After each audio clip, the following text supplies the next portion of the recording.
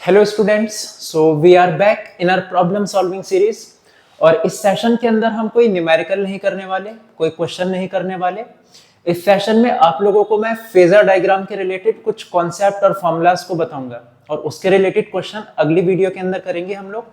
देखो, फेजर एक ऐसा टॉपिक है ना कि बच्चे ना इससे काफी ज्यादा डर जाते हैं, तो इसलिए पहले मैं इस वीडियो के अंदर जितने भी मेन कॉन्सेप्ट्स हैं, मेन फॉर्मूलाज हैं, काफी ज्यादा फॉर्मूलाज हैं इसके अंदर, बट सारे बेसिक्स हैं, तो वो सारे कवर कराने वाला हूं। और इसमें क्या क्या बातें तुम्हें ध्यान रखनी है, क्वेश्चंस कैसे आएंगे, वो सब हम लोग अगले लेक्चर में करेंगे। इसके रिलेटेड जो न्यूमेरिकल्स होंगे वो हम नेक्स्ट वीडियो में करेंगे, ठीक है।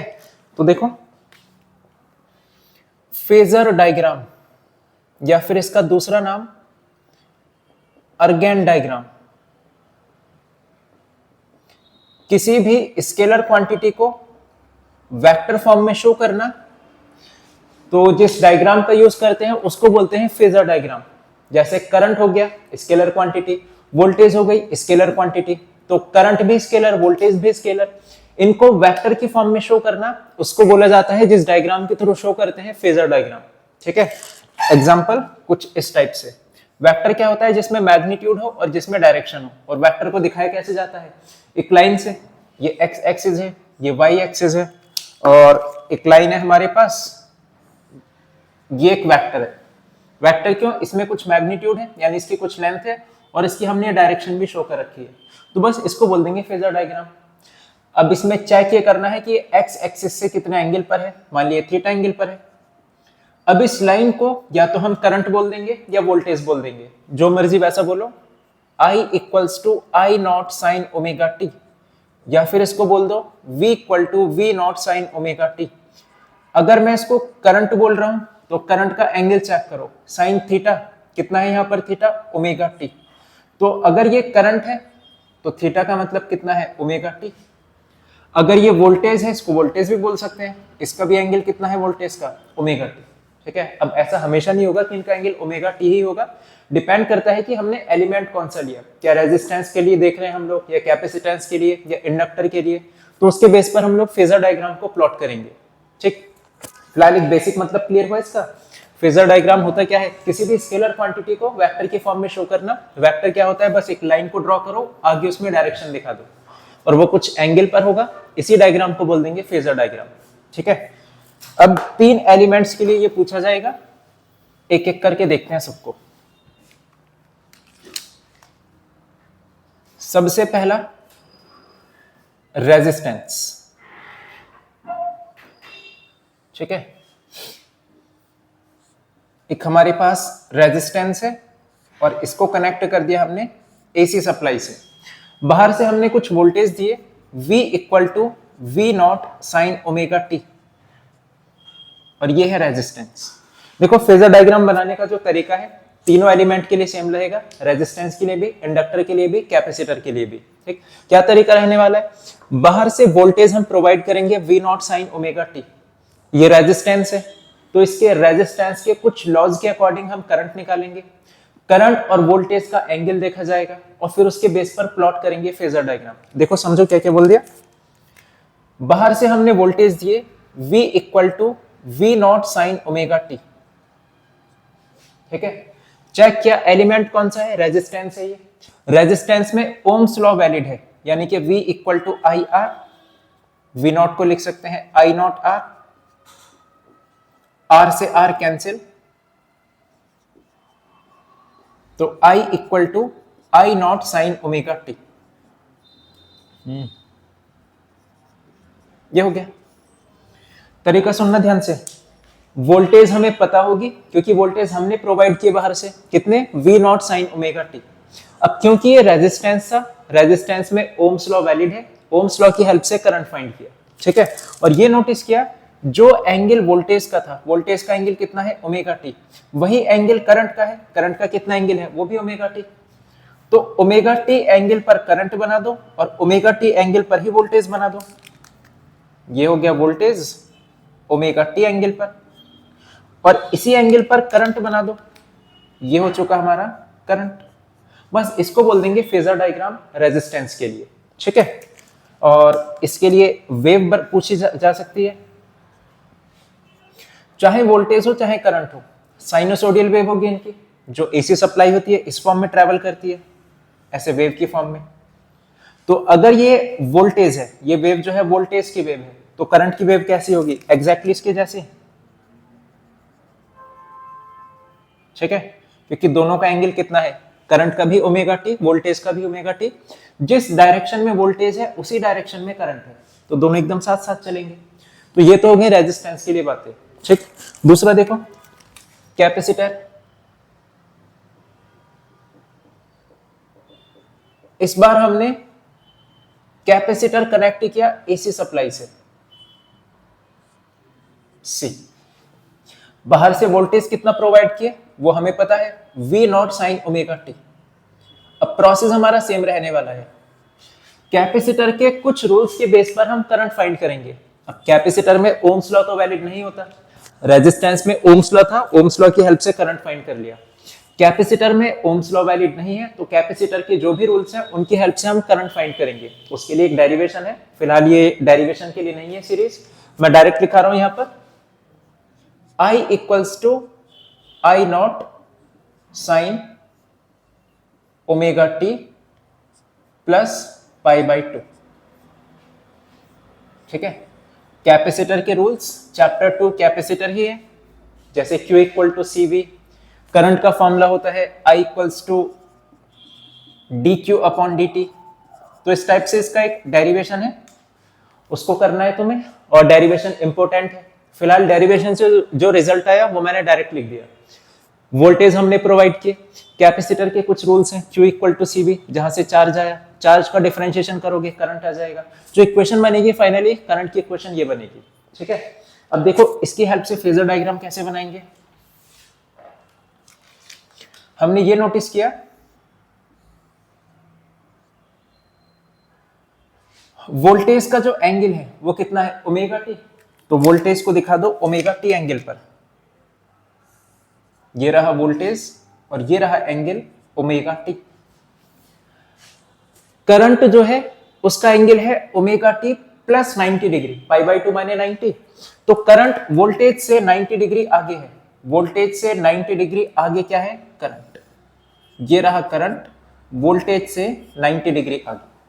बस ये इसका फेजर डायग्राम हो गया, ठीक है। अगर इसको वेव की फॉर्म में शो करना है तो वेव कुछ ऐसे बनती है इसके, ये तो वोल्टेज की वेव हो गई। करंट क्या है, वोल्टेज से 90 डिग्री आगे, तो करंट को थोड़ा आगे से स्टार्ट कर दो यहां से, ये करंट की वेव हो गई। इतना क्लियर। ऐसे ही पहले इसको नोट करो, फिर इंडक्टर को देखते हैं। नोट हुआ ये, इंडक्टर को देखना थर्ड।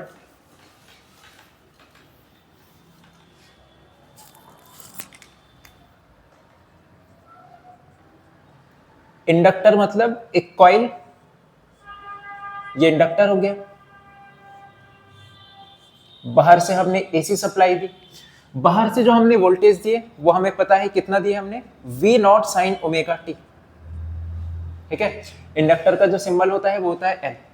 फिर से इंडक्टर के कुछ रूल्स, कहां पे पढ़े हम लोगों ने ये rules, chapter number 6 electromagnetic induction, उसमें Faraday law, Lenz law, mutual induction, self induction, ये सारे इंडक्टर के लिए ही वैलिड है सारे के सारे रूल्स।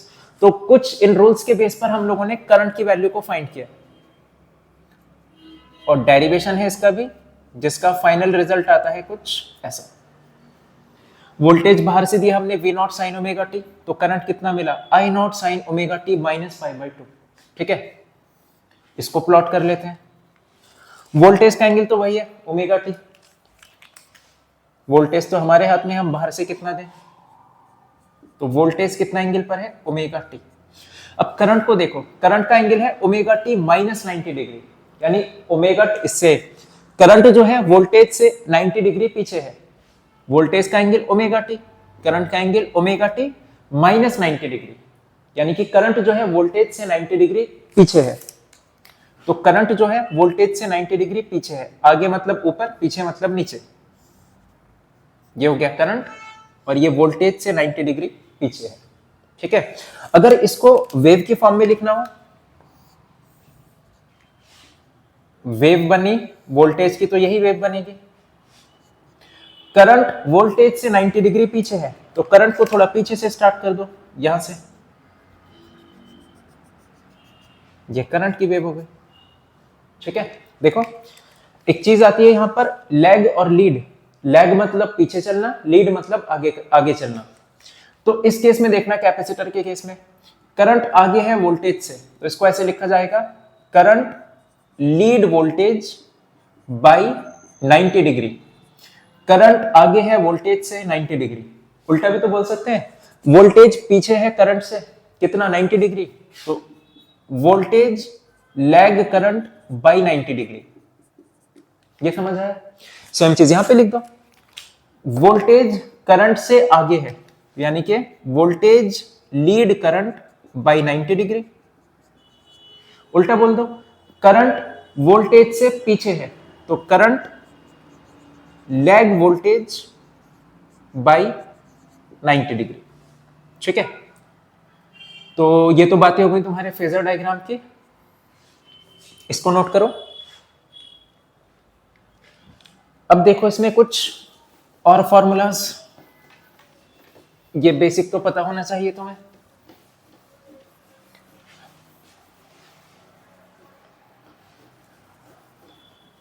देखो सबसे पहला रेजिस्टेंस, तो रेजिस्टेंस के लिए पता है कौन सा लॉ वैलिड होता है, Ohm's law. V equal to I R, ठीक है। और ये लास्ट लेक्चर में बता दिया था, अगर वोल्टेज मैक्सिमम लोगे करंट भी मैक्सिमम लेना होगा, अगर वोल्टेज आरएमएस वाला लोगे तो करंट भी आरएमएस वाला लेना होगा। फिलहाल अभी मैं सिंपल लिख रहा हूं इसको, अगर वोल्टेज मैक्सिमम है तो करंट मैक्सिमम, वोल्टेज आरएमएस है तो करंट आरएमएस, ठीक है। तो रेजिस्टेंस वाले में तो कोई प्रॉब्लम नहीं हमें। सेकंड इंडक्टर, इसमें देखना ध्यान से,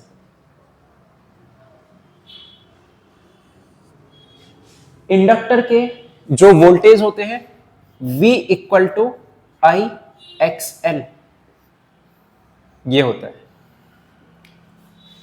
इंडक्टर के केस में ओम्स लॉ वैलिड नहीं है, बट हम लोगों ने इसको ओम्स लॉ से याद करने के लिए थोड़ा सा रिलेट कर लिया डेरिवेशन से। वो V equal to I X L, numericals के लिए सिर्फ इतनी बात काफी है, ठीक है। इंडक्टर में ओम्स लॉ वैलिड है, बस ध्यान ये रखना कि इंडक्टर का जो रेजिस्टेंस है उसको R से नहीं दिखाया जाता, उसको दिखाया जाता है XL से, और XL को बोला जाता है यहां पर इंडक्टिव रिएक्टेंस।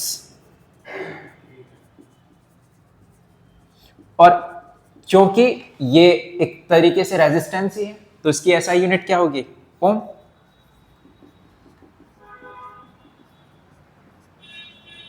ठीक, XL कहां से फाइंड करें हम लोग, XL को फाइंड करने का फॉर्मूला ओमेगा L। ओमेगा होता है 2 पाई f, तो क्वेश्चन में फ्रीक्वेंसी गिवन होगी, ये L गिवन होगा जिसको बोलते हैं हम लोग सेल्फ इंडक्टेंस, और L की एसआई यूनिट, L मतलब सेल्फ इंडक्टेंस, और L की एसआई यूनिट हेनरी। XL की एसआई यूनिट ओम, L की एसआई यूनिट हेनरी, ठीक है। तो ये हो गया हमारा इंडक्टिव रिएक्टेंस XL, यानी कि एक तरीके से इंडक्टर का रेजिस्टेंस, ठीक है। अब पूछा ये जाएगा यहां पर कि अगर हम लोग इंडक्टर से एसी सप्लाई को फ्लो करें और एक बार डीसी सप्लाई को फ्लो करें,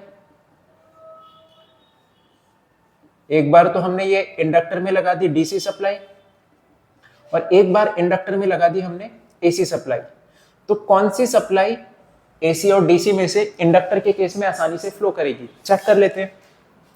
डीसी सप्लाई की जो फ्रीक्वेंसी होती है वो होती है 0 फॉर डीसी सप्लाई, ठीक है। और एसी सप्लाई की फ्रीक्वेंसी होगी कुछ 50 हर्ट्ज, 60 हर्ट्ज या जो भी गिवन होगी। फिलहाल मैं उसको एफ लेके चल रहा हूं, फ्रीक्वेंसी इक्वल टू एफ। अगर f की वैल्यू 0 है तो XL कितना होगा, f की वैल्यू 0 तो XL कितना होगा 0। XL का मतलब इंडक्टर का रेजिस्टेंस, अगर रेजिस्टेंस ही जीरो है तो ऑब्वियस सी बात है करंट तो बहुत आसानी से फ्लो होगा, क्योंकि करंट को अपोज करता है ना रेजिस्टेंस। यहां पर रेजिस्टेंस जीरो है डीसी सप्लाई के लिए, तो यहां तो जो डीसी सप्लाई है बहुत आसानी से फ्लो होगी।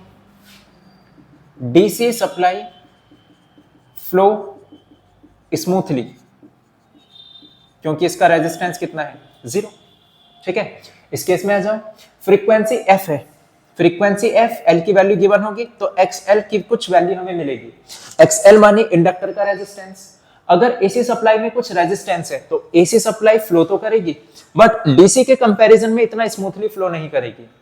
ग्राफ पूछा जाएगा, एक्सएल और एफ, इन दोनों में ग्राफ कैसा बनना चाहिए, साफ नजर आ रहा है एक्सएल और एफ एक दूसरे के प्रोपोर्शनल है, तो इनका ग्राफ कैसा बनेगा, प्रोपोर्शनल का स्ट्रेट लाइन।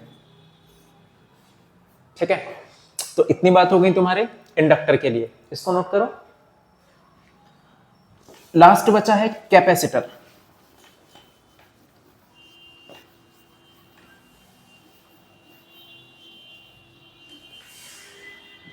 कैपेसिटर के लिए देखो,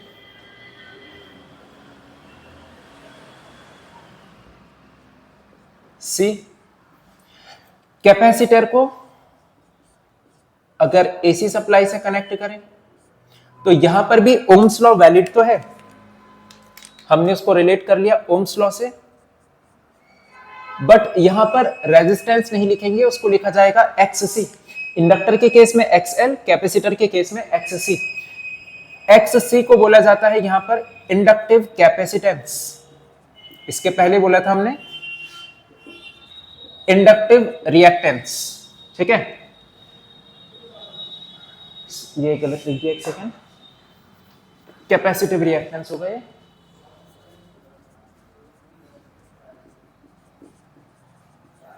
इंडक्टर के केस में इंडक्टिव रिएक्टेंस, कैपेसिटर के केस में कैपेसिटिव रिएक्टेंस। ठीक है, एक्ससी एक तरीके से रेजिस्टेंस ही तो है, तो इसकी भी ऐसा यूनिट क्या होगी, ओम होगी। एक्ससी को फाइंड करने का फॉर्मूला 1/ओमेगा सी, और ओमेगा क्या होता है, 2 पाई एफ।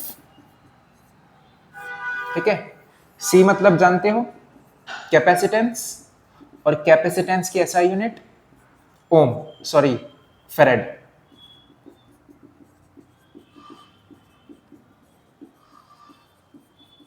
ठीक, फिर से जितनी बातें इंडक्टर में थी वही सेम बातें कैपेसिटर में। कैपेसिटर को अगर एक बार डीसी सप्लाई से कनेक्ट करो, एक बार एसी सप्लाई से कनेक्ट करो, तो किस केस में स्मूथ फ्लो होगा यह हमें बताना है। तो उसके लिए डीसी सप्लाई के लिए फ्रीक्वेंसी फॉर डीसी, फ्रीक्वेंसी कितना होती है, 0। फॉर एसी फ्रीक्वेंसी कितना है, एफ।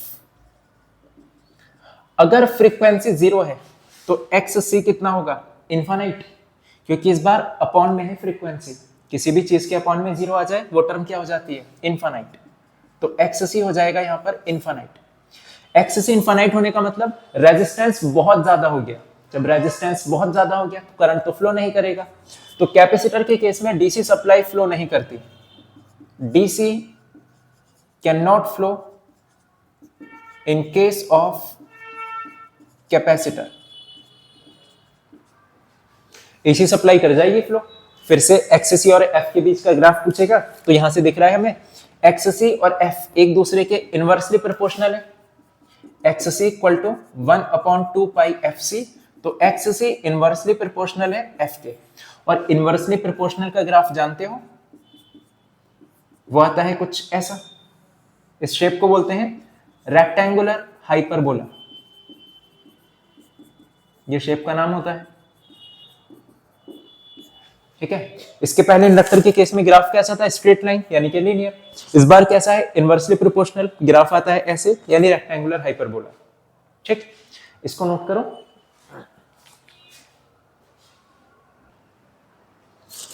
इसके बाद नेक्स्ट टॉपिक इसी से रिलेटेड है, एलसीआर सर्किट, तो उसको भी बता ही देता हूं। यहां पर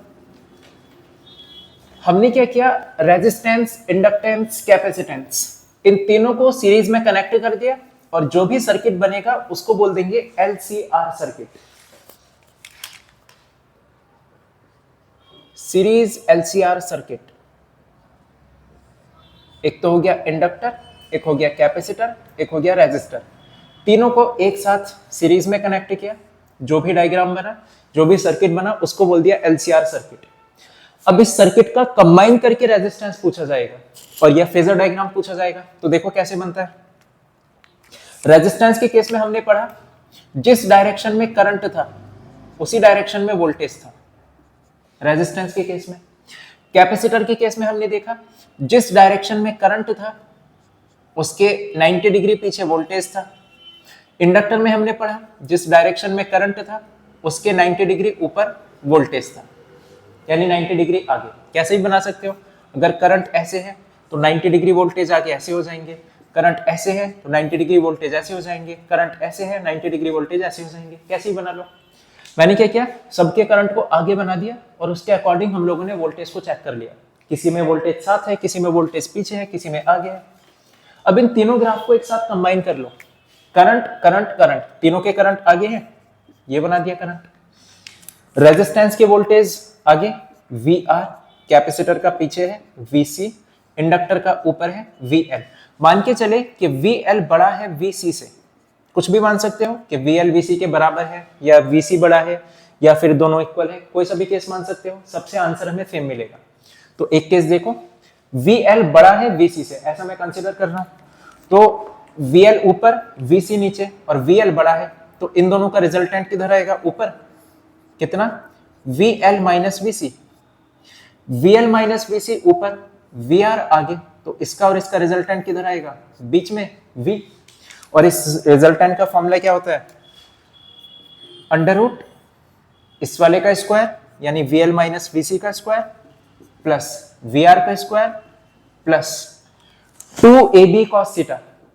ये तो होता है रिजल्टेंट का formula, under root a square plus b square plus 2ab cos theta. Theta कितना है यहाँ पर पूरा 90, cos 90 की वैल्यू 0, इसलिए वो cos थीटा वाली टर्म नहीं लिखी। ठीक है, तो रिजल्टेंट वोल्टेज का फॉर्मूला हो जाएगा ये। इसी तरीके से एक होता है Z का फॉर्मूला, XL, इसकी जगह पे XC और इसकी जगह पे R। अब ये क्या चीज है Z, देखो रेजिस्टर का रेजिस्टेंस R, इंडक्टर का रेजिस्टेंस XL, कैपेसिटर का रेजिस्टेंस XC, इन तीनों का कंबाइन करके रेजिस्टेंस वो होता है Z, जिसको बोला जाता है इंपीडेंस। और इसकी भी ऐसा यूनिट क्या होगी, ओम होगी, क्योंकि ये भी क्या है, एक रेजिस्टेंस है। लास्ट चीज वोल्टेज और करंट, फाइनल वोल्टेज तो ये हुआ ना, वोल्टेज ये और करंट आगे है, इनके बीच का एंगल फाई, जिसको बोलते हैं फेज डिफरेंस। फेज डिफरेंस हमसे पूछा जाएगा यहां पर, तो tan फाई, इस ट्राइंगल में नोटिस करो, tan फाई अगर मैं लगाऊं परपेंडिकुलर यानी कि VL माइनस VC अपॉन में बेस, बेस यानी कि VR, ये हो गया फाई निकालने का फॉर्मूला। या फिर ओम्स लॉ लगा दो। इंडक्टर के लिए ओम्स लॉ कैसे लगाते हैं, IR, इंडक्टर के लिए रेजिस्टेंस XL, कैपेसिटर के लिए Ohm's law V equal to IR, R की जगह पे XC क्योंकि कैपेसिटर है, और रेजिस्टेंस के लिए तो normally V equal to IR होता है। ऊपर से I कॉमन लो, नीचे वाले I से कैंसिल हो जाएगा, कितना बचेगा, XL minus XC upon R। ये समझ आया। इस फाई को बोला जाता है फेस डिफरेंस।